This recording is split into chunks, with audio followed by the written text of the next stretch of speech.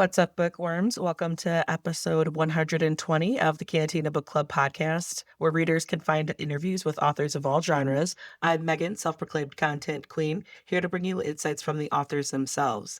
Happy New Year, everybody. This is the first episode of 2026, and if whether you're just discovering Cantina Book Club now or you've been here for a while, I appreciate it. Thank you for listening. Each week features a Cantina conversation with an author. Sometimes they're returning guests, sometimes it's someone new. Please be sure to hit that subscribe button so that you never miss out on an episode. And feel free to browse through existing episodes so that you never miss a beat. You can catch a previous interview about a book that you finished. Today's episode features a chat with a Brooklyn Quintana talking about her Fynneas Fog series. The first book that we're going to be discussing today is Nine of Swords. That's book number 1. I really enjoyed this chat with Brooklyn and getting to know her thoughts and basically how she developed the world and came up with the characters and Finn's journey and all that good stuff. Some spoilers may or may not pop up in these conversations, but the episode is more enjoyable if you've read the book anyway. So if you don't know why I'm gushing over one of the side characters, one of the mentors in her book, hit pause, add this episode to your playlists. Go pick up a copy of Nine of Swords, and then come back to this interview when you're finished. We'll be right here. Just a heads up that I often use adult language to express my feelings toward these authors and their work, whether the characters need to get their shit together or I'm saying what the fuck to the author for making me feel things. Just please be mindful around listening ears. And now a word from Crystal Hope, founder of the Book Podcast Connection. Hello, listeners. My name is Crystal Hope. I am the host of Must Love Books podcast and the organizer of the Book Podcast Connection. The BPC is a networking group of over 100 book-related podcasts, from fantasy to romance to horror and every genre in between. There are even podcasts for authors and writers. Check us out on Instagram at Book Podcast Connection or at www.bookpodcastconnection.com and discover your next bookish obsession. And I know I'm biased, but I definitely recommend that you check out all the amazing plethora of bookish podcasts and subscribe if you're looking to get more out of your reading lists. And without further ado, get ready, grab your favorite drink. Here is Brooklyn Quintana. So today we've got Brooklyn Quintana. We're talking about her YA series, Fynneas Fog. We got Nine of Swords, and that's the first one. Blood in the Water is number 2. You're working on number 3. Thank you so much for joining me today. Like I was saying earlier, such an adventure. It took me a minute to get acquainted with the world, but I think just because you're world building in any fantasy world, it takes a minute for readers. But once I did, you put these kids through it. You delivered a lot of story building, a lot of adventure, and I'm excited to dig a little bit deeper today. Awesome. Thank you so much for having me. And I can't wait to talk about all things Finn. I mean, it's always so exciting when the interviewer has read the book and we can really dive into some stuff. Yeah, at the end of the day, I liked Finn, even though I'm sure you as the author, you designed him that way, but you also wanted to shake him a little bit, be like, bruh, Yeah. or kid, listen, stop being so impulsive and amongst other adjectives. 12 to 13-year-old boy with some things going on. So I feel like he embodies that rambunctious, annoying, get into trouble kind of spirit for sure. Yes, absolutely. But piggybacking off of that, before we get started, can you give a summary of, or at least a prep? Because I know that the second book is out and you're working on book 3, and we're going to just be focusing on book 1 right now, Nine of Swords. So if you can, we're going to try to be spoiler free. If you can give a prep, a summary of Nine of Swords so that people can follow along.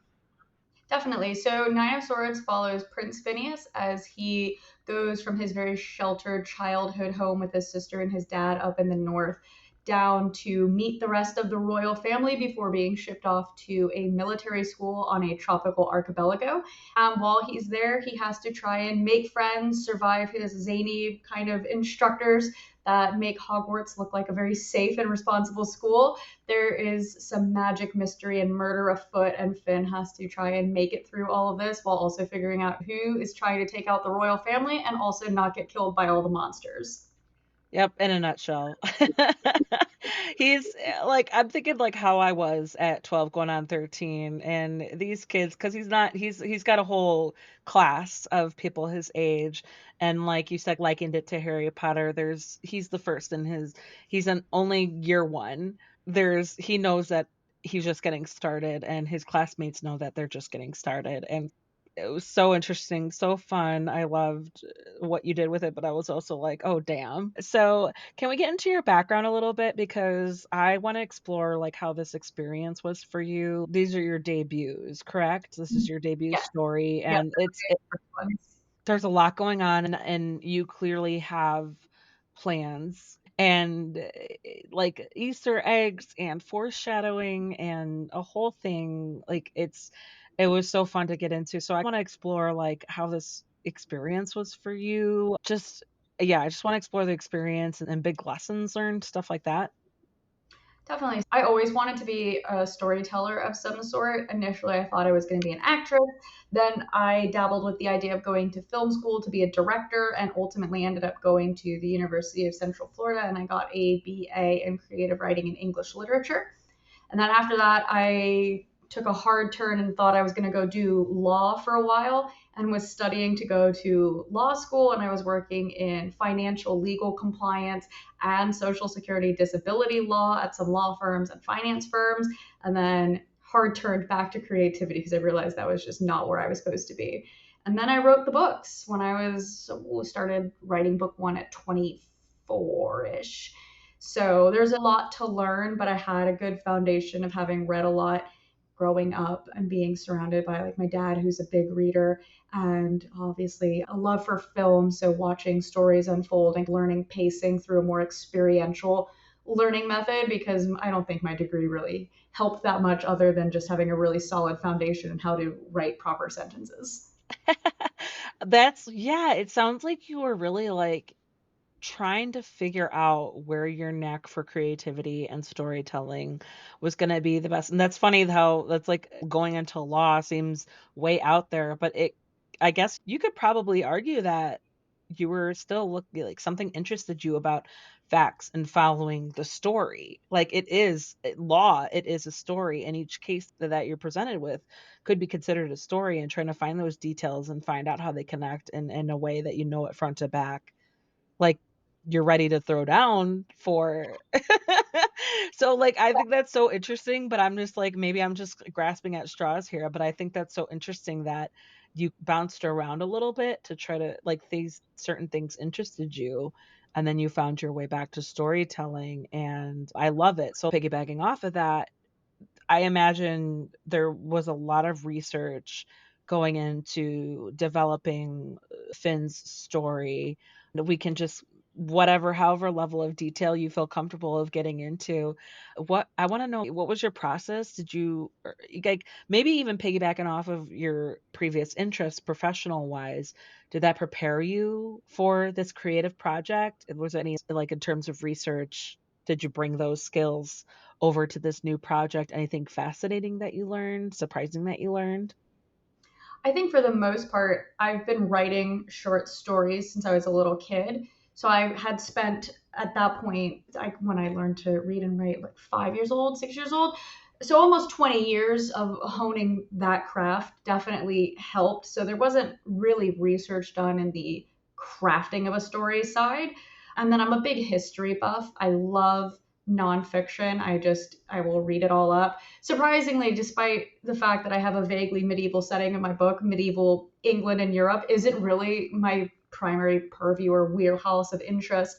I really like ancient Rome and Greece, so I actually pulled a lot from that and just tweaked the setting to that like foggy, rainy British scenario in the beginning. And then obviously a very odd choice for a fantasy book with a jungle setting for the majority of book one and two. So that was there. I grew up between Florida and Texas, bouncing back and forth between living in those two states. So the tropical setting was very much pulled from just real life experiences of living by an island. And my parents live on the island now. Like the mangrove scenes and turtles and dolphins and things like that. And Finn's very justifiable fear of water. I'm not a fan of getting in the ocean. So all of that was just pulled from real life experiences. And then, like I said, pulling some stuff from just background knowledge and history. That I also, weirdly enough, that we talked about it, almost decided to switch a major to be a history major because at some point I thought it would be cool to be a museum curator. And it was like, yes, this would be a perfectly viable option in 2025. And everybody was, maybe we don't do that. Hey, it could be argued that yes, it's a good choice. That's so cool.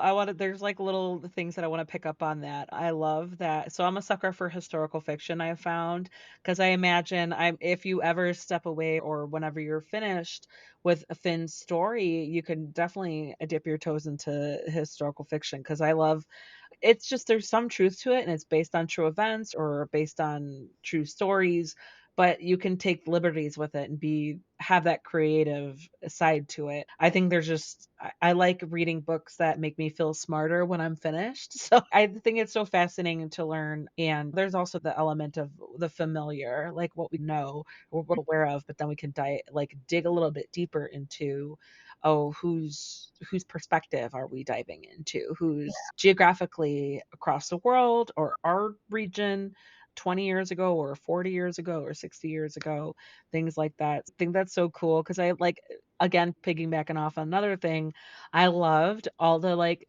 animals that you inserted into like the furry animal or furry and not furry animal friends that helped along the way. And it was almost like anytime me as a reader, we encountered another animal, I was like, they're probably gonna be not threatening. Even though they're threatening, it's like, by now, at this point, there was a certain point where I was like, "Oh, no, they're another friendly one." Like, it's okay. It is like inadvertently a Disney princess sometimes. That kid, he's making friends with all the animals and they're helping him out, and people are just like, oh, that's weird, but weirder things are going on. We won't question that aspect of what's happening. Like, don't look a gift horse in the mouth. Like, Exactly. okay, They're again, like, Finn is that's 4 for why. 4, like, he's 3 for 3, just leave it up to him to find help in an animal that can understand and is friendly and wants to be helpful. Because there was Doug, and then there was Buttons, and then there was Terry, and I was just it was so funny. By the time I got to Terry, I hate spiders, but by the time I got to Terry, I was like, "Ooh, is it gonna be?" I still don't trust him, but then I was like, "Okay, there's more to him." I just loved there was another example of like, again, I'm gonna rant, I'm gonna go off on tangents, but I loved how they had realistic reactions to their situations, even though they can't like rule anything out, like any strange circumstance or a strange event that happens, really they teeter on the fence of, is this gonna be surprising or something that we expect? Should we know what to expect by now? But then, like, even if they don't expect it and they still get the information and get the situation, they're like, "Yeah, okay." Like, I it's think yeah. for the most part, his classmates and him as a character, all the kids are very much self aware to a certain point where they're like, yep, that tracks for what's been going on right now, and I just don't have the time to be alarmed. Or, like, at this point, horse sized talking spider, not as bad as the professor who throws rocks at us. So we're just going to roll with that and take, like you said, don't look the gift horse in the mouth. Terry was decently useful towards the end. He's very polite, and they were like, all right, worse things have happened so far, so we're just not going to touch this and we're just going to move on. So I think in the world in which they all exist and live and have grown up in, it is a reasonable response that they're just going to roll with it because in like a situation that's life or death or life or grievous injury, they knew better than to question the talking horse-sized spider. Yeah, yeah, and I would have been there, but then again, they at the school, the Morency, they know I've got the impression that they knew what to expect to an extent. They were prepared, like, yeah, once we turn of age, we're gonna go there, and they've heard things that in their lives leading up to that.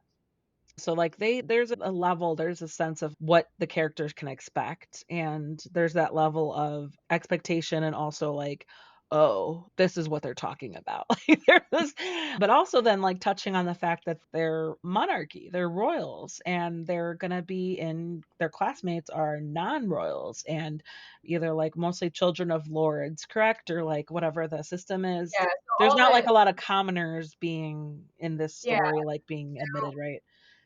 at the Morency Academy, they're all part of the aristocracy. So they're like, think of it, it's like West Point. They're training the officers, and then they have a separate school that you hear a bit more about in book 2 called Fort Briar Hollow, and that's where they train the commoners to essentially be like cannon fodder. So that's just like your regular boot camp school, and they're at West Point learning what you could argue is more intricate things, but what you could also argue is just like straight torture for children. We'll touch on that. We're liking this to Harry Potter, but also, like I said, you put them through it. I wanna, like, explore that because there's a level of obviously, the stakes are high, but then oh, I don't know. We can explore, like, there's previous publications that, like, YA, it doesn't mean, like, all sunshine and rainbows because we've seen YA where it's the stakes are high and there's death and there's tragedy and there's scheming and plotting and betrayal and all that. Like, these adult or serious themes are touching are the YA, these children's stories are not shying away from that. So I wanna, like, explore maybe how you approached it, decisions that you made, especially when you're like, you bounce around POVs a little bit too, and I guess I know that's a loaded question, but I just wanna explore how you branched like, where you started off and where you branched out and how you raised the stakes and stuff like that. So ultimately, I wanted to write books that I would have wanted to read if I was like 15, 16, even up to like 30 years old. So I was very interested in crafting a story I found to be interesting with characters I thought were unique and not super interested in fitting it specifically into a genre. Technically, it is a YA book, but it doesn't follow YA tropes almost at all. Like, there's a negligible amount of romance. Finn has a passing crush on a girl at this point, but he's like 13, so he's just like realizing that girls aren't gross. Finn, unlike Harry Potter, Harry's against the system and authority and wants to do everything himself and not tell the teacher. Finn is the opposite. Finn actively runs to Mariah constantly for explanations and assistance and just doesn't get it, but he does seek out adult and authority figures to help him out. Again, with Harry, with the Sorcerer's Stone in book 1, when he's introduced to the world and everything, he's very active in trying to figure out what's going on. Finn is straight up handed a mystery and says, I don't care. And just gives it to Fiona to do off screen because he can't be bothered. It's not his cup of tea. That's not his bag to deal with, essentially. Again, with like YA tropes of trying to tear down the system or revolt and start a rebellion. Finn's part of the monarchy, so he's pretty happy with it being intact. So every time something happens, he's like, oh, that's bad. We should probably look into that.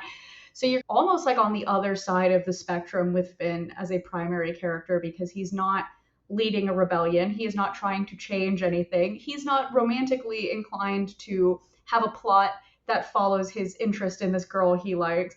Finn is just like out here desperately trying to keep the status quo, and then the world around him is just falling apart left and right. And then, with keeping with the fact that they are young, the setting they're in forces them to be characters who have to grow up quickly.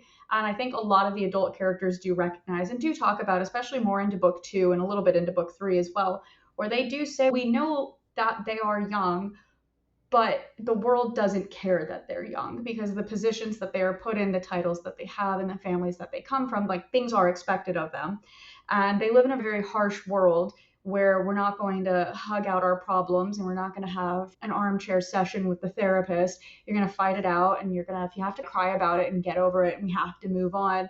So I think you have a lot of interesting kind of emotional undertones and layers to each of the characters of how they respond to situations and tragedies and terrifying events that happen to them at a young age, and how the world they're living in is forcing them to adjust to it and deal with it. And I think that the interesting kind of thing for me, at least, is the difference between how Holland and Finn, who are both princes, they're both from the same family and they're the same age, how they react so very differently to things happening. Holland is a lot more accustomed to the system, so he knows how to tamp it down.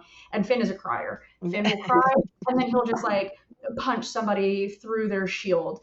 So they handle things very differently, yet they're in the same position. So I always find when I'm writing the stories that the differences and similarities between Holland and Finn are so fun to compare in situations, like how they interact with even their peers is so wildly different, even though they are in the same spot in life. Yeah, I know. Yeah, absolutely. Cause it's so funny because you're absolutely right. I have 2 little boys. They're 8 and 4, almost 5. And so that I love how you said, "Oh, he's just discovering that girls aren't gross," because I'm totally prepared for that. So I wanna explore, how was it for you to explore, like, the point of view of like, a little adolescent boy? Like, throwing aside that he's in this environment, this setting, this world that we're not familiar with. How was it for you to write from a point of view of someone almost like the opposite of what your point of view is? I think it was actually really easy because I grew up, my best friend was a boy. We did taekwondo together. So, like, we were in a combat sport together and we were the same age. So, for like a big chunk of our lives between 7 and 15, we were attached at the hip. So, I saw what it was like for a boy to grow up essentially and all his like weird, awkward phases That's and how so he fun, I love that. yeah, so I pulled like a lot from that because I don't have like a younger brother or a son that age. So I had to pull from that and obviously like reading books where characters are young boys, watching movies where there are young boy characters, like adolescents and things like that, and just picking apart behaviors that you see. Just walking around in the mall when you see like a boy interact with a little girl and you're like, oh, he's got to be in that age where he's just realized she's not gross, but he like doesn't know what to do, so he's just being weird and mean and picking on her. That's so funny. So I imagine, and you could share as much as you feel comfortable with. Were you and your bestie like Lux and Finn, or like, were you? Is there something there? Maybe not. Maybe yes. Maybe it's not Lux. Maybe you weren't Lux, but you saw him with his Lux, like stuff like I that. think because our parents were friends and we would like go on vacations a lot, our two families, I think we had a lot more of a sibling dynamic. Yeah. So we would, like fight and argue and things like that. And then when we were younger and we, like I said, we were doing taekwondo together. So we would like physically like hit or kick each other. But obviously, as we got older, there was a much bigger size and power difference between the two of us because now he's a 15-year-old boy and he's a lot bigger than me. So I can't just like wallop him anymore. So you have to Yeah, learn. you can. Like, Yeah, but if he had free license to hit me back, I'd be like, all right. right, You're like, you can, but you have to I deal with those have more now. consequences. And I think that's like even something that comes up is when they're in their fighting class and Lux and Firiel are doing really well, and they're like, yeah, for right now, you're doing well because you're all the same size, but you have to learn to be more tactful because in a couple years, they're just going to be bigger than you and they don't have to use tact anymore. They can just Yeah. overpower you physically. And I think in a school where it's a combat school and you do have boys and girls, it's a really interesting thing to think about where I don't like this is going to sound so bad. I hate like girl power books and movies where the women are just like fantastic at everything and they're just taking down these full grown men. And it's like, unless you were raised your whole life like Black Widow or I could something, see that. you're not It depends on like what skills they've honed and that they're experts exactly. at. Yeah. So, Yeah. like, when the girls get all up on their high horse about, like, they beat one of the boys, the professors do make a point of saying, "Yeah, for now, but you need to work on strategy, craft, speed, skill set, because in a few years, they're gonna be double your size, and you can't just hit them harder than they're hitting you. It's not going to be a factor." So I think it's a very realistic take on what it would be like to train boys and girls in a close combat kind of situation to be like, all right, you all should work on swordsmanship, but the girls, you really need to work on how to be quick and precise because it's going to matter more if you face a grown man in the future, that kind of thing.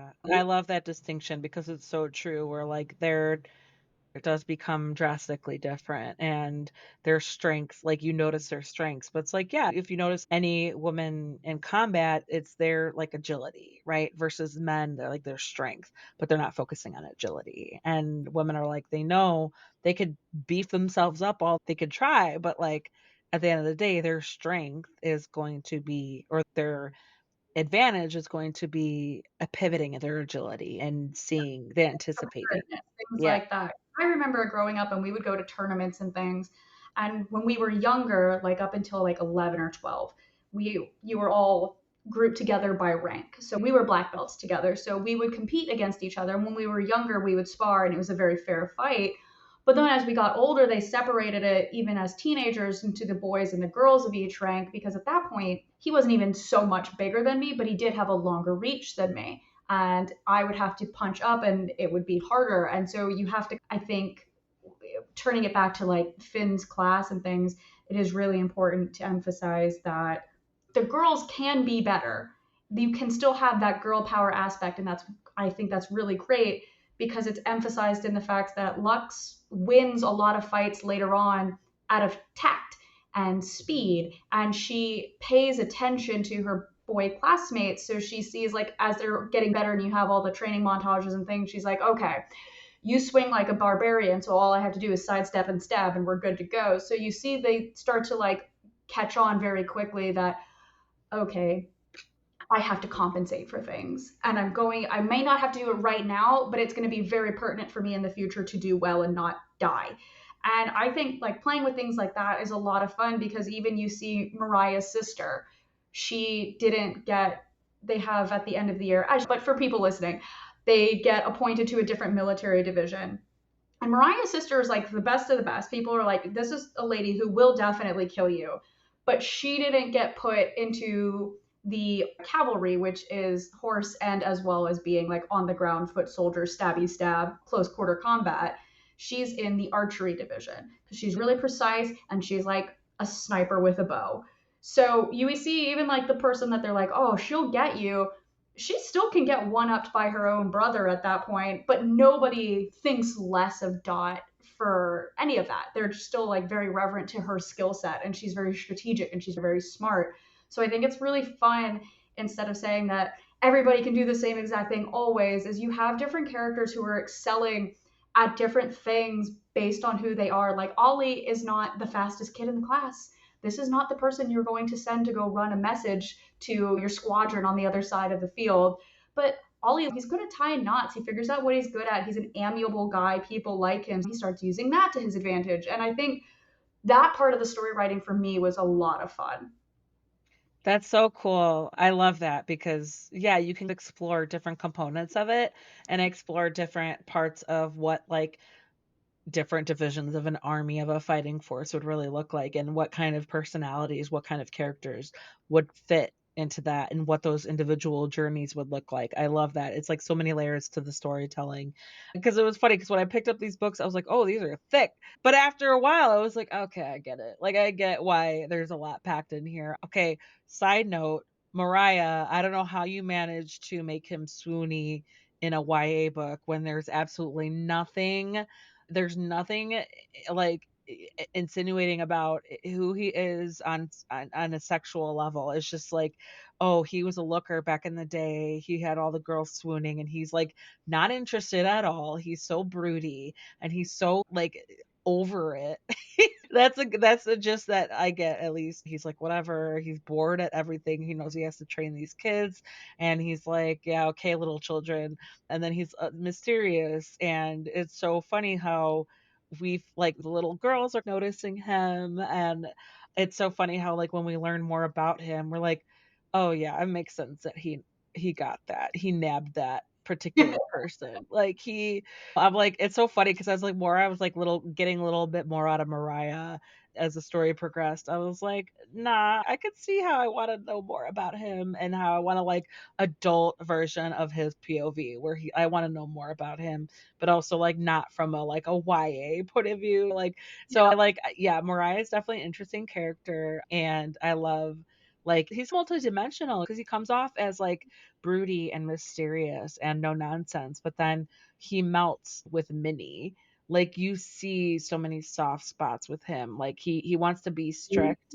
He wants to be like stern and professional, instructional with the kids at the school, at the academy, but then he lets those little parts of his softness, his compassion and his empathy seep through because he knows, I imagine that's because he knows what it was like to be in their shoes. And he's like, maybe he wished someone would have shown that softness to him, and or maybe it would have been helpful here and there because again, Holland and Phineas and a couple of the other kids, their situations are so unique where it's like, yeah, everybody's prepared. They're all prepared for it, but there's parts of it that they're not.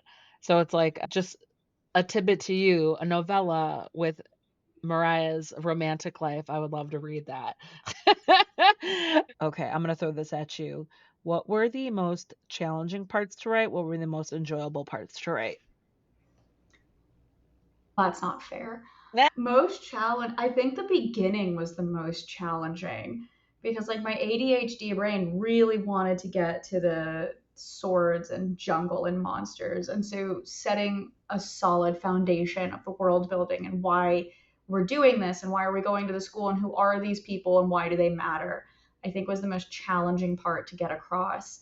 And then the most exciting would probably be when Finn has his little dalliances over in the place between places because there's so many little key intricate details that you see in those scenes that come up in book 2 and book 3, and there's so many just little easter eggs in there and so many things that are going to be important that it was so fun to write it because I know what's going to happen and I'm like, you just think that he's having a moment. It's not a moment. It's going to be super important later. So that was like a lot of fun for me. I love foreshadowing and laying groundwork that way.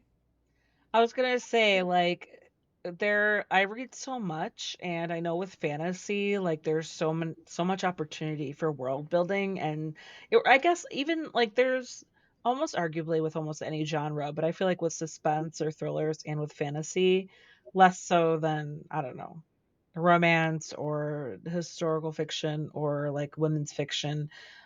There's probably less of a need or less of an opportunity for sneaking in those Easter eggs or foreshadowing. So I imagine, like, as a fantasy writer, even from what I know from reading Nine of Swords, it was just like I like to believe I'm better at catching things, but then I was like, when I read things like towards the end, like towards the last 200 pages, and I'm like, wait a second.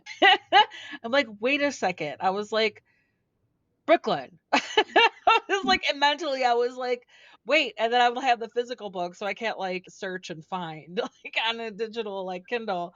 So I was like, "I'm just gonna go with it," and that's my experience. I was like, "I'm not here to, like, critique. I'm here to read so that I could talk to you about it and then go into it that way." But if I feel like I could easily read this at least 2 or 3 more times and pick up so many more things now that I know what I know. But then I'm like, "Oh, Blood in the Water." I'm like, now I got that, and I'm looking forward to that." And like I said, like you were teasing, oh, there's a little bit more of that. No, that's cool. And I totally respect the struggle, any struggle that you undertake with that because it's a lot. Like I was just I don't know. I don't shy away from thick books, but I think I like you have to get in the mindset sometimes. And I knew I was like when I was messaging you, I was like, no, we're gonna do it. We're gonna do it. I'm just saying, like, once I was like ready to pick this up, I was like, oh, and then once I got into it, I was like, "Okay, no, like, I get it. I get it. There's a lot going on, and there's reasons for expanding on certain things and then teasing other things, and that's just the beauty of storytelling, and that's the beauty of, like, me as a reader of knowing what to expect, but then I'm like, "Oh, I think" we were turning back my original thought where I was like, "Oh, I like to think that I'm good at catching on things because I read so much," but then I'm like, "Oh, never mind. No, never mind. I'm not good at I'm not gonna claim to be good at anything because there were things where I'm like, "Wait, what the F?" Because also just, like and we try to be spoiler free, but just with things like I just felt for Finn because he with his particular situation, he just had to relive and go through horrible things that like over and over again just as a nature of who he is and it was just like I felt for him because I had to remind myself like he's a little Yeah. boy I and think one of the really cool things about that in the nature of Finn's story that he does relive certain aspects of the story over and over again. And as a reader, you may think like, oh, it's repetitive, and then you get to the end and you see his growth each time he has to go through it. And then as a non-spoiler into book 2, he has a lot of growth who he is as a person, not just the things you would grow up and naturally mature, but very much who he is and what he has to deal with and all of the different people expecting different things of him, he very much has like this crisis of faith and identity of like, I don't want to do this and I never asked to do this and it's not fair. And then just has to come out the other side like, I have to do it. I have to be this person and be stronger.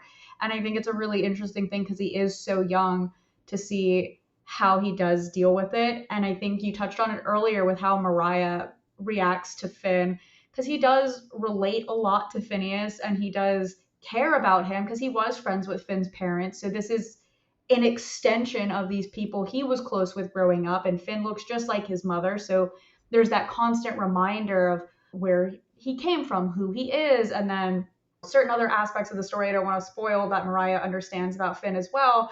And so he does have that soft spot for, I have to prepare him, I have to make him stronger. He needs to be able to handle this.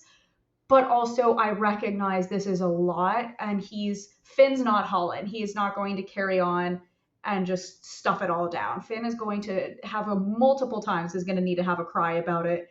And I think the way Holland even shows, not Holland, Mariah shows soft spots towards Finn and Holland is very different. Yeah. He clearly cares about both of them, but the way he helps and guides them and empathizes with them and how he treats them is very tailored to who they are as individuals, and he doesn't have like a blanket approach to dealing with them.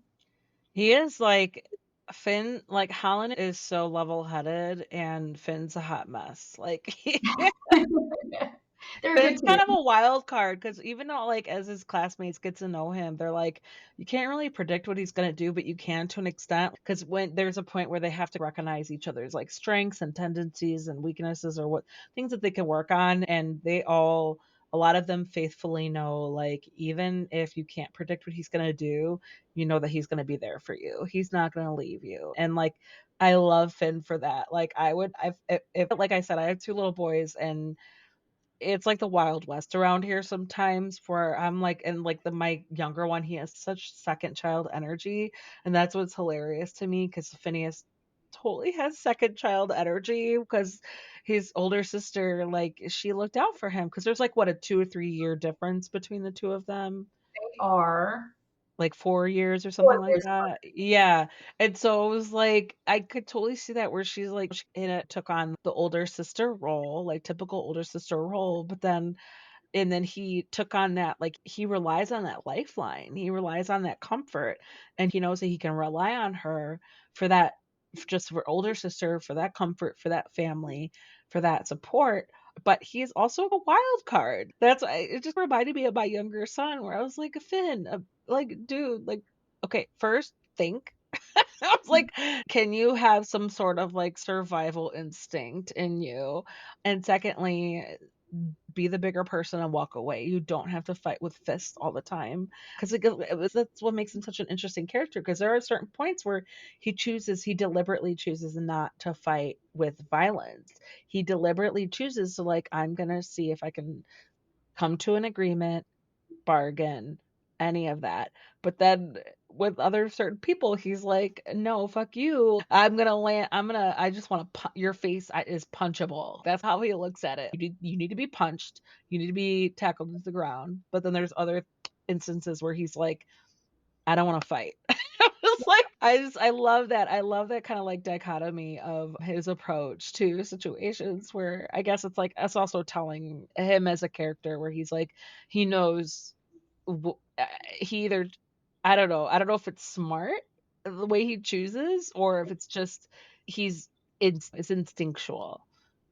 I think it's really interesting you touched on Finn's insane child energy. I think like what's really fun is that he and Holland both exhibit wild second child energy, but so different. Because I think there's only two dynamics you really get with second children. It's either my older sibling over coddled me and was another parent, or me and my older sibling butted heads a lot. So with Finn, Fiona was very parentified because her mother was dead. It's not a spoiler, she dies in the prologue. So she took on that very motherly role and nurtured him. So Finn was allowed to just be whoever he wanted to be. Nobody was stopping him. Everybody coddled him and just treasured him for just being alive.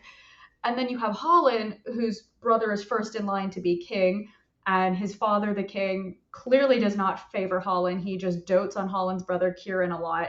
So Holland's second child energy very much comes out in the competitive, I'm just as good as you. I have to be acknowledged as being just as good as you, and I have to be just as perfect at this. And he's just very competitive, even with Finn.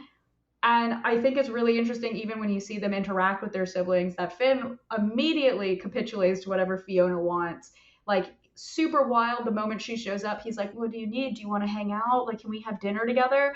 And then anytime Kieran's even remotely nice to Holland, Han's like, I don't like that. And Kieran's just a genuinely nice guy who wants his brother to like him. And Holland's like, nope, nah, dad liked you more. And I've just got a chip on my shoulder, and often takes it out, I think, on Finn. And so I think they're just the relationship they have with their family is so totally different that I think their similarities just, I think that it's very interesting that they have so many similarities in the end, but the way they approach things is they couldn't be any different.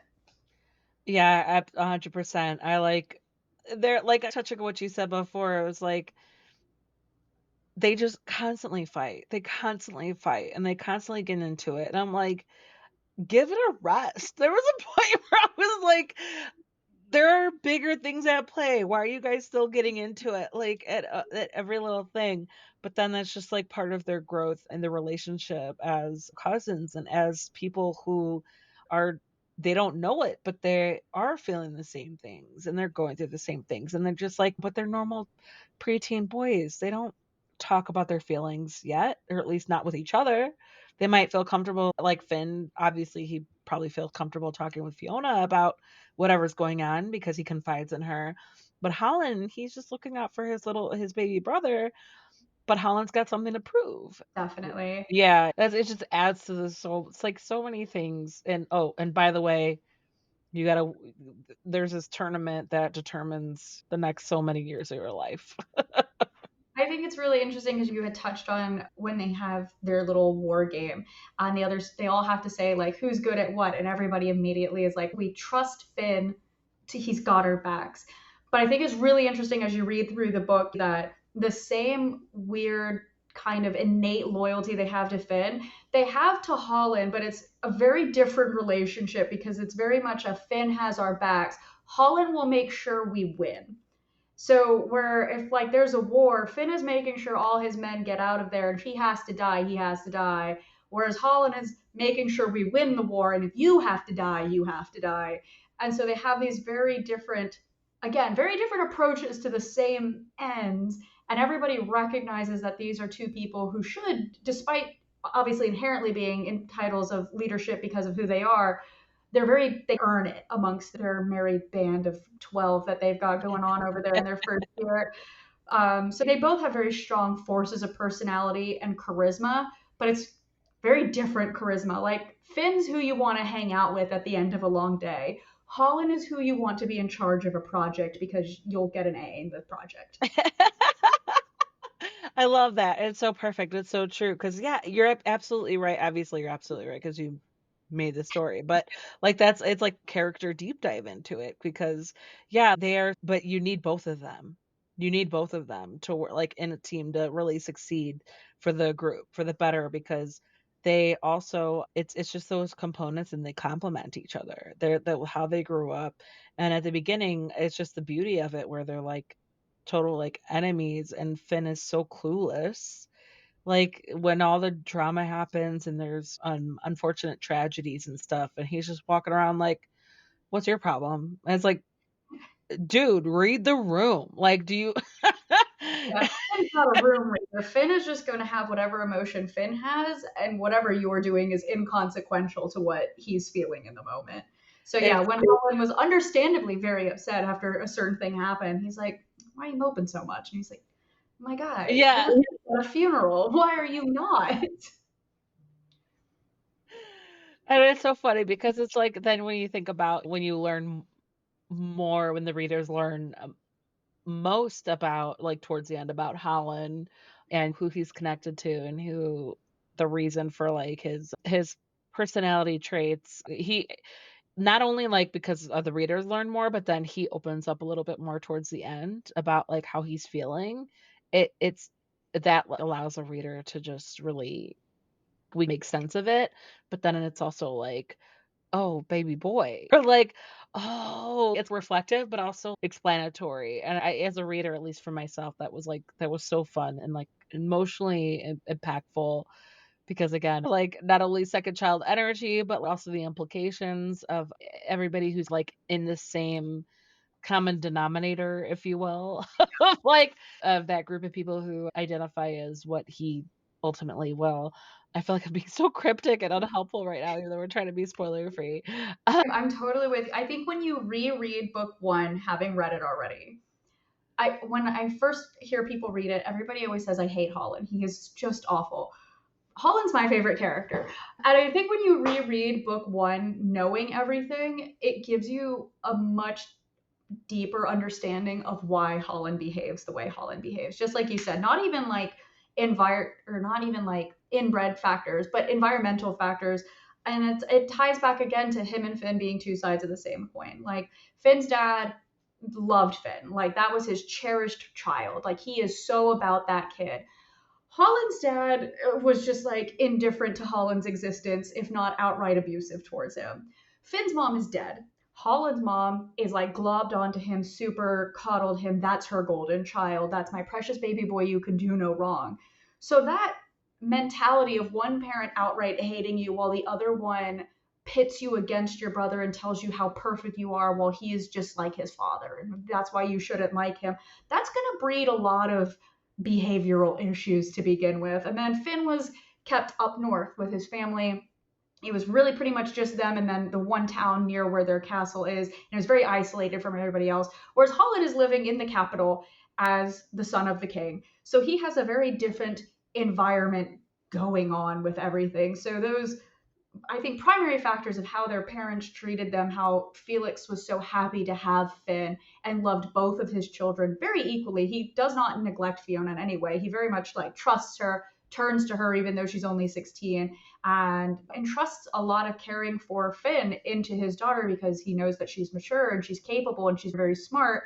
Whereas the primary sect of the royal family is just super dysfunctional and breeds resentment within their walls. And I think it's very interesting, again, how you see these two people who are in the same spot who have very similar situations going on with having an older sibling and being the second child and being a prince and raised in a castle, but how their environments very much shaped them. Finn was very shielded from the world thanks to Felix and Mariah, whereas Holland was very much aware from the moment he was born that he was a prince, but he's not the important prince. And I think even how they interact with their friends at school is very impacted by Finn didn't have friends, but he wants to have friends. He's an outgoing kid by nature, whereas Holland wants to have friends, but knows ultimately in terms of society, he's better. So he just naturally places himself over people and doesn't think about the implications of how that behavior impacts other people. And then he feels bad about it later. But he's not going to let you know he feels bad about it later. Whereas Finn will just apologize to people and then cry about it and move on.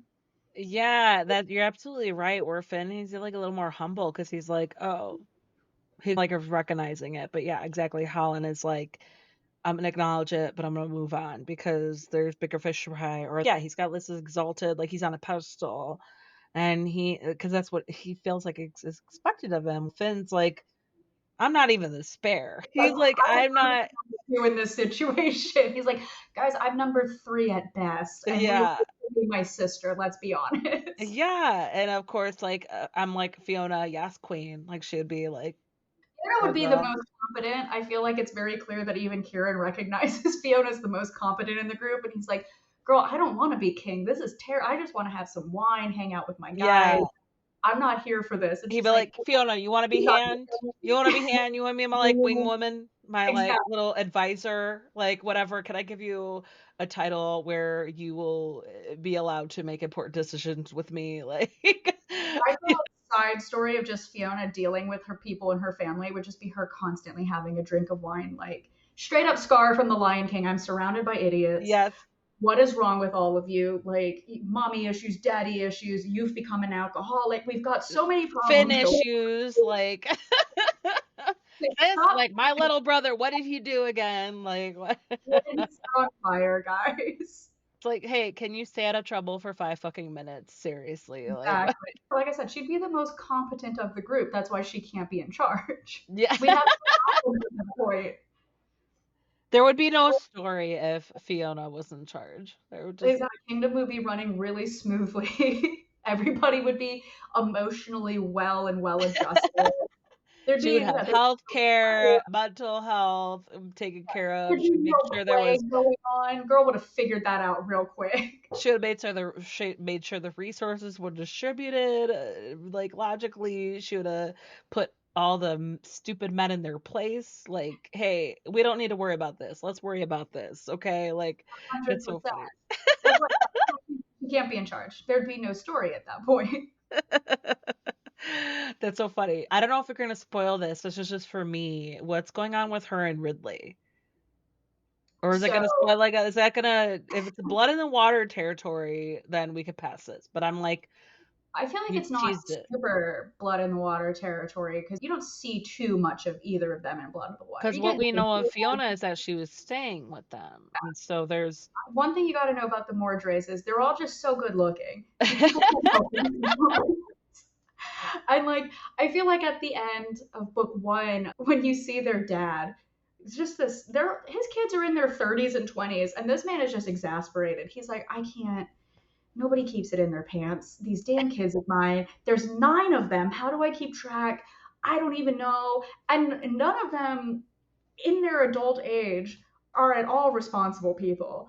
Like Mariah and Odette straight up are hiding from their father. They're grown people. Mariah is the equivalent of leading SEAL Team 6 in their world. He is the Lord Commander of the Night Court, and this man is hiding from his own dad. yeah.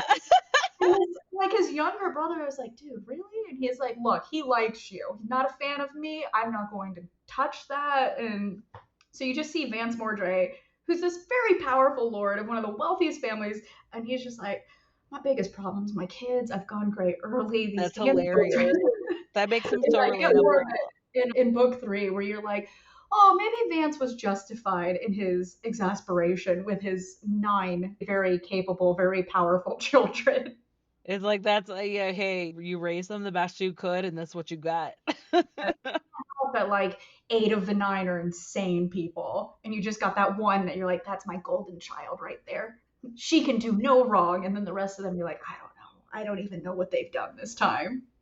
I love that. I love how you described like all of them because they're all like in unison and you could tell Odette was she gravitated towards this and that like Mariah. I'm a sucker for like the softies like Noelle. I'm like he's just like trying so hard, but they're all like get out of the way.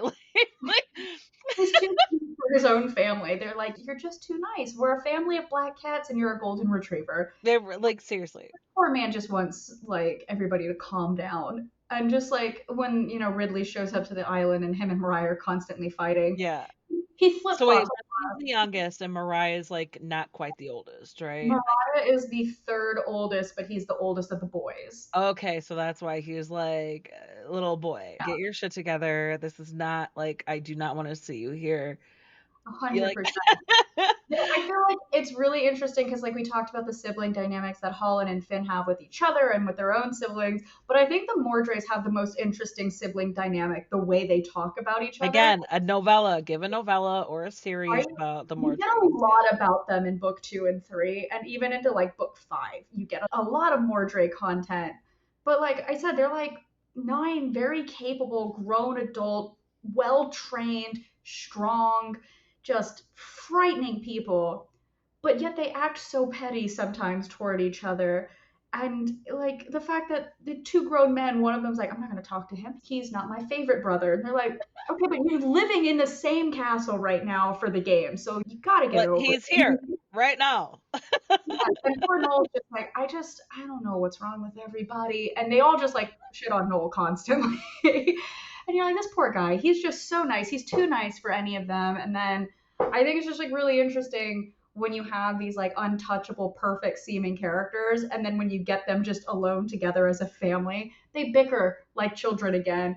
And they're like, when we were 9, you did this. And it's like, okay, you guys Because don't get over everybody sees us like, oh, the Marjories. Like they're legends, and they've got like a reputation. But then like if you went, yeah, exactly. Like if you went to have Thanksgiving dinner like as an in-law, or Yeah, if that's you the Jerry Springer show that just it's terrifying to people. Like anytime like Finn's like just in a group with them, he's like, okay, this seems like there's more important things to be doing instead of arguing over something entirely irrelevant right now. But that's they've got to get it out of their system before they can be useful. And then like even into book three, something happens that involves the Mortrays, and Finn's like, are we gonna take care of that? And Mariah's like, Ridley, I don't even know if we should. And they're like, okay, we should, because it's very plot relevant at this point. And like a big portion of the book is getting Mariah to care about the plot. I for some reason I feel like that's just gonna make me swoon over him even harder. Like just When I was writing him, the only way I could describe him to my friends is that he is every Hot Topic girl's like fantasy man. Like he like lives I on don't a bar care. in his black leather outfit, never sweating, talks to his pet fox, Flicked just hair, like yeah, slick back black. He's like sexy Snape. He's just walking around not caring about super anything. fit, like good at everything. Like Yeah, swoops in, fixes some things, doesn't care how that makes you feel, leaves again. Inexplicably is so mean to Fiona for no reason all the time, which I personally find funny the way he immediately is like, nope, don't like you, and just is never nice to her. Not rude. He's just like it's apathetic. dismissive. Yeah, It's he's just because like, she's got a thing with Ridley and he's like, "Girl, it's like really him of all of us, that's a bad choice. So yeah, I think the Mordreds, I think their sibling relationship, independent of their relationship with everybody else, their sibling relationship, I think, is just funny. I love it. No, I love it. I love because I'm just one for like messiness makes things so much funnier and interesting.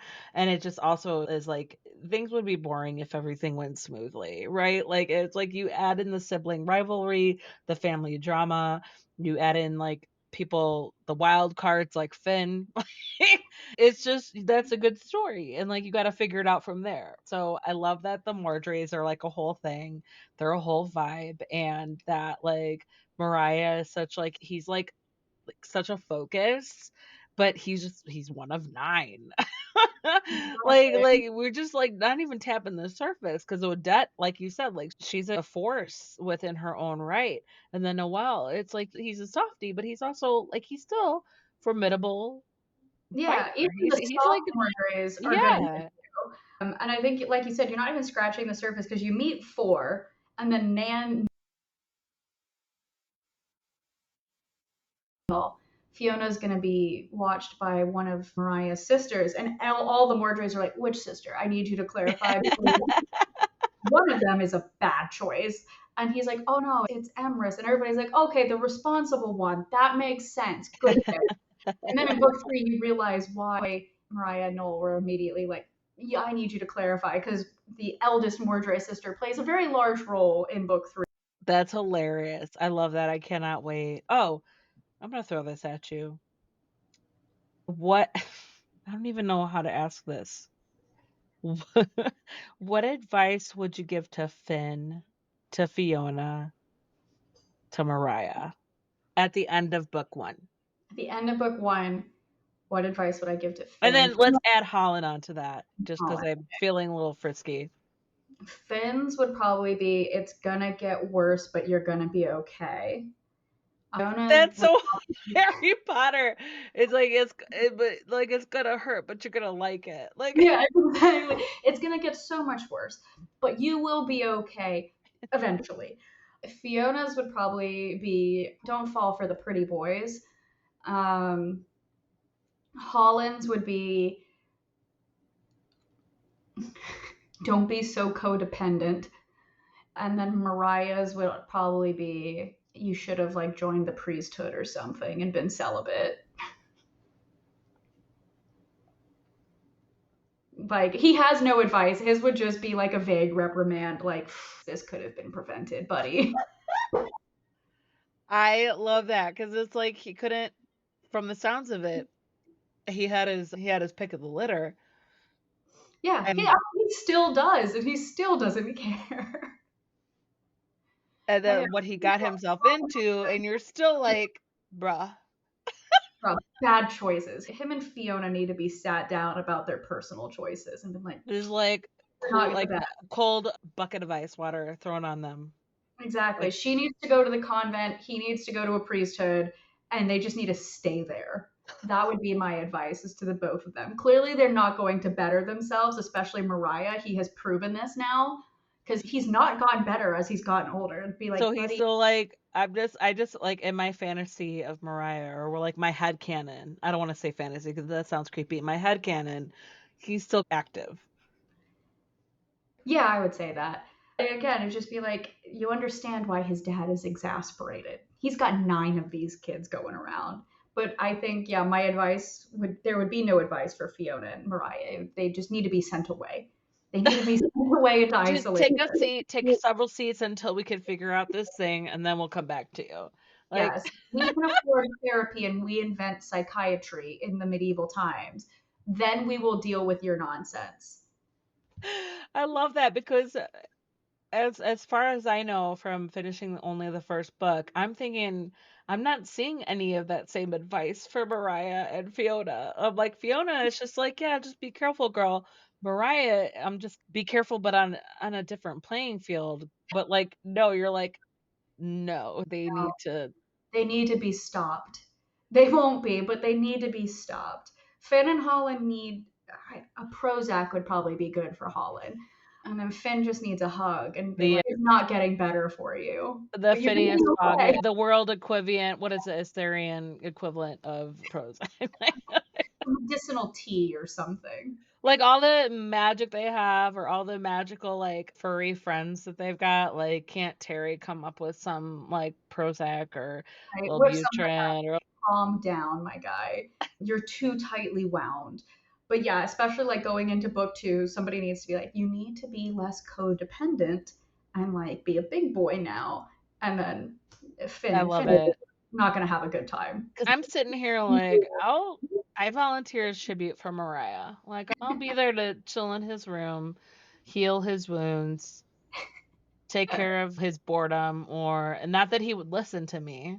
I would kind of give him my 2 cents. Not that he would listen to me, but Dude's be here for like, just bruh, can you like stay out of trouble for a hot second? Like, and he'd be like, what trouble? yeah. Mariah's the trouble finds me, I don't find trouble kind of man. He's like, what are you talking about? I'm about to go beat the shit out of my brother. Like, what? Those are his like only hobbies. He's like killing people with the night core, bully my siblings, take a nap, and then like occasionally see my lady friend. And it's Yep. like, stop it with the fourth option. Stop seeing the lady friend, at least for a hot second, because it's gonna Because you're get you in causing trouble. problems for everybody. Their rumors are going around, okay? Exactly. Like I love it. I love it. I love that's I'm always an advocate for female rage and chaos. So like I'm like, Mariah, you go get yours, boo. Like I'm And like he did go get his, and that is what caused a lot of problems. so like maybe don't go get yours. Yeah, stay in your room alone for a while. Maybe just like stay away from the ogling, from the swoony eyes. So like he's aware of it, right? Like he's aware of that he's like a heartthrob, or he just doesn't care. I think he just doesn't care. I He think just doesn't. people tell him constantly, and he's like, doesn't make sense to me, and then just goes on in his own indifferent little way, not recognizing the effect he's having on the female and male population of this I country. love it. I love it because I just want to get in his head. I want to know what he's thinking. And it's hilarious to me where if he was like he's like, yeah, okay. And just like he knows like, yeah, I know the effect I have on people. Like it reminds me of like of the Office with Idris Elba. I know the effect that I have on women. And he just carries on. Like that's how I feel like maybe Mariah is. I feel like Mariah operates under the I'm confused why people have this reaction kind of mentality. And he's like, bad choice on your part. And then just doesn't care. Because it's like a lot like Finn. Once Finn has decided on, I like this girl, and his dad's like, oh, she pretty. And he's like, what does that matter? Yeah, I love that. I love that, by the way. Oh, That's something that we didn't really touch upon. I love that where he's like kind of fishing for it. And Finn is like, "What do you mean?" Like, Yeah, she's like, she's cool and I like her. And like, he's just obsessed with her from then on. But he does not care what she looks like. And I think Mariah with his unnamed lady friend is the very similar. Like, obviously he picked she's a very attractive woman, but Mariah's just like, no, I like her. And there's no other purview to him. Like yeah. pretty women passing him by means nothing. He's like, I don't get it. He's like, I feel like almost entirely asexual, except for this one person he has like hyper fixated on. He's like, her, I like her and nobody else. And then everybody's like, but you're so pretty. You're like not a handsome man, you're a beautiful man. I'm Y like, I just want to kill stuff, man. I just want to go out, stab some things, play with fire, and I like this one girl, and everything else is irrelevant. But he's put in this situation where he has to interact socially because he's a lord and he's the oldest son of this family. And much like Finn, does not want to be involved in everything he has to be involved in. And Finn whines about it in Holland, or Mariah's just like, I guess this is what I'm doing these days. yeah. Like, now I'm a teacher. Great. All right, let's get on with it. I love it. I think I just, like, I'm drawn to those kind of personalities, so they're, like, dutiful, but they're like, "Yeah, what are we gonna do?" I think as far as, like, a attraction point of view where they just it's so much funnier when they or like when they like their feathers are ruffled or when they like there's that energy of like that sexual attraction and they just don't feed off of it. I love it. I love it. And there's that level of like what like they're confused. I love characters like that. So very good on making Mariah swoony, dreamy, but aloof. Like like, he doesn't get it, and he's just, like, going about his day. I love it. I love it. Yeah, he's the kind of character I gravitate towards too in books and movies. So I just rolled with it. It was like he is a black cat. He's like, I don't know why you want to pet me. I just want to go and play with Yolan and walk around and take a nap. I'm And just everything's so here. beautiful. And he's like, I don't care. It's not my I'm issue. just here, and these are my siblings and my parents, He's like, and I'm just yeah. stuck with all these people. Yeah, I that's love it. he's probably my second favorite, if not tied with Holland. Who's your first? Holland. Holland. I do love myself Holland. I think he's just funny when you really get down to the nitty gritty of his personality. You're like, this is not a well adjusted boy. And he's like, "Yeah, I know my father is not crazy about me, so what?" Like He's like, he's not enthused. I'm not enthused about him either. It's like, I guess that's fair. and he's, like, 12. Yeah, it's 12 with a lot of big feelings about a lot of things. I know. It's like what I'm like, because we, at the end of the day, like after the kids, like after we have like dinner and all that, me and my husband and the kids, we're on our tablets or we're reading our books. Like we're in the same, like we're in the living room, but we're doing our own thing. And so it's funny where I'm like, I can see that connection. I could see that, like, I look at my little kid and I'm like, God, what is it going to be like in 4 years? Like, as a 13, 12-year-old, I'm like, I don't even wanna know, know because they're already like boy humor. They're like farting on me because they think it's funny. And I'm like, "Get out of here." It's me and the dog, she's a girl, but then it's like me and her and my husband and 2 kids, and like we're Oh, you're outnumbered. outnumbered. Yeah. We're outnumbered.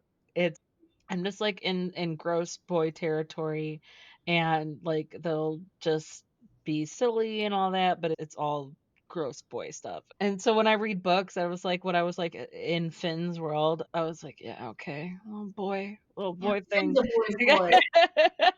Colin not so much, but Finn is he's a guy's guy. Yeah, He's gonna dirty punch stuff, not listen, do his own thing, yep. be weird around girls. He is the epitome of a boy. Yeah, and that's why I was like, maybe that's part of like why I felt like a little more connected, but also I love the fantasy and I love the world building, but also the interactions that you had with all your characters, how they each of them were going to work together during things that maybe were expected and were not expected, and I was just like, what is going on? Like half the time I feel like what is going on? And then the kids were like, what is going on? I was like, okay, cool. Like we're the Oh, we're in the girl, same just boat. wait till book two. Oh Finn's God. entire monologue in book two is what is happening right No, now? I'm excited to dig in. Like I was so no grateful for you that you sent me those like so long ago, and then I was like, "Oh shit, like it's August." That's how I felt. Here, man, I it's was going like, "Oh my god, we're gonna talk soon," because we were talking so early. Because I do at least 1 or 2 interviews a week, and that's why I was like, "No, I got availability in September," and you were like, "Yeah, cool." And I was like, "Okay, I got time to read." And then time came up, and then I was like, "Oh shit." No, I'm so glad that I had time and that I was able to finish Nine of Swords because that was it was a fun ride. It was a fun ride, and I'm so eager to learn where the fuck this story is gonna go. I like especially Mariah and Fiona, like you said, and then also, of course, Finn and Holland, and learning however whatever animal companions you got going on and their celestial or ghost-like figures that are gonna pop up. There's so much going on, and but I love it. I love it. So to wrap up here, Brooklyn Quintana, we've only been talking about number one. What can we expect from maybe continuation on from here for Phineas Fog series? So there's going to be 9 books total. Like I said, What? yeah, we got a lot going on with Finn's life. Book 3 is coming out in 2026. Each book, while they're all fantasy, has a slightly different flair to it. So where book 1 had that Jumanji Hunger Games feeling, book 2 is very Lewis Carroll's Alice in Wonderland inspired. Also, Dante's Inferno is inspired. So those are the 2 primary influences for that book. And then book 3, I'm not going to tell you what it's inspired by, but there's always a bit of different flair to each book to keep things interesting and to keep Finn's world ever expanding and always something new and fun, and a lot of new characters are coming up. I think when you go into book 2, you should expect Finn and Holland's relationship continues to grow and gets more and more complicated. And there's a lot more wild, weird creatures to come, and a lot of magic, mayhem, murder, a lot of blood, a lot of mysteries. So it's going to be a good time, and I'm really excited about it. I I can't wait, but also I'm like, "What?" I'm like, one step at a time. Brooklyn Quintana, where can we find you online and on social media? You can go to my author site, brooklynquintana.com. I have links to podcasts that I've appeared on there, information about the books, information about me, and my contact information. There's also fynneasfog.com. That's just like a platform to tell you what's coming up, when new stories are dropping, and things like that. I am on TikTok at, oh no, what am I at? I'm at the Brooklyn Q, YouTube as Brooklyn Q, and Instagram as brooklyn.quintana. I am active on all 3 all the time. Perfect. No, I think I've seen you. I am in a group with like a lot of other bookish podcasts, and I think I've seen you featured with them too. So I was really excited to be able to talk to you because you were like making your rounds, hopping on the podcasts and doing your work. Like you were hustling. You were hustling. You were like reaching out to Always doing everybody. something. I love that. No, that's why I was like, it did make me more excited to talk to you because I was like, oh hell yeah, like people who I know talk to you. And like, I no, I appreciate that too, where you were like, no, you got to do your own exposure, your own promo. I love that. You always got to be out in front of people, even if like book 3 isn't out yet. I'm still out here hawking my And wares. yeah, you were like in your own little corner, like, oh, and also side comment as a creeper, you got engaged recently. I did, thank you. Yeah, Yeah, congratulations, that's so I exciting. it was very weird because, like you said, I'm always doing promotional things. I was actually doing a talk for the Martin County Arts Commission about being an author, and my boyfriend was supposed to be at work, and he surprised me during the Q&A to ask a very special question. So it was very sweet. Oh my god, what a he's got it. He could just get like give lessons and just be like, "Hey, you want to propose to your woman? Find out what's important to her. Yeah, Surprise her. Be like, "Oh, I can't be there. Be yeah. there anyway." Get yourself a Hallmark boy. That's what I always said. He looks like he How wanted long have you guys been together before he proposed? a year and a half. That's so special. That's so cute. Oh my god. So he tuned in. He got you. He Yeah, no, got he's my biggest cheerleader. He's probably the one who tells me you got to write book 3 more than anybody else. I love that. That's what you need. You need someone who, because I imagine maybe sometimes you're like, yeah, it's there. Yeah, I'll do it. But then he's like, no, you got to do it. Yeah, all the time, actually. He goes to Yeah, all you're like, "Okay, you're right, I gotta do it." Yeah. is a great cheerleader. So shout out to you, Dan. He goes to all my events. He carries my signs and my books. He tells people about. We went to did an escape room, and he told the lady I was an author, and she bought my book on the spot. And I was Oh like, my god. okay, good salesman. Well done. Well That is done. that's the bar. That's the minimum. Yeah, don't Wherever he expect goes, he's less. Like, gonna tell everybody to buy your book. yes, even if it's like a completely irrelevant moment. Yeah. Good on Even him. if they don't even read, even if they don't even like fantasy, he's like, "Buy her book." I love that. Oh, I'm so happy for you. That's so amazing. Thank I love you. that. So Brooklyn Quintana, Nine of Swords, and Blood in the Water. Number 3 is in the works. Thank you so much for your time and for your answers and for all that good stuff. And when and if you're ready to talk about number 3 or number 4 or number 5, whatever, go to number 9 apparently, or if you just want to hang out and catch up on the podcast, I'd love to chat with you again. Yeah, let's do it. I'll be around, and thank you so much for having me on this time. And there you go. That was Brooklyn Quintana talking about her book, A Nine of Swords. That is the first book in her Fynneas Fog series. Check out the show notes to see links where you can find Brooklyn online and on social media and where to purchase the books. In the show notes, you'll also see where to find Cantina Book Clubs on your favorite social media book communities, such as Bookstagram, BookTok, BookTube, Threads, Facebook, and more. And I would love and appreciate it if you could hit that follow or subscribe button so that you never miss out on book reviews or author interviews. And if you have any book loving friends who are looking to get more out of their reading lists, please share Cantina Book Club with them so that they can find upcoming releases and interviews with authors. Another way to help this podcast is to head over to your favorite podcast player and give Cantina Book Club a rating and review. It helps me reach more potential listeners and fellow book lovers like you. And that goes for any podcast that you listen to. It's one of the easiest things that you could do to help out. If you need any book recommendations, you can reach out to me. I'm always excited to share my thoughts and recent favorites. You can head on over to cantinabookclub.com to read more in-depth book reviews from all types of genres. If you're while you're at it, you can subscribe by entering your email on the website so that you can get new reviews and episode posts delivered directly to your inbox.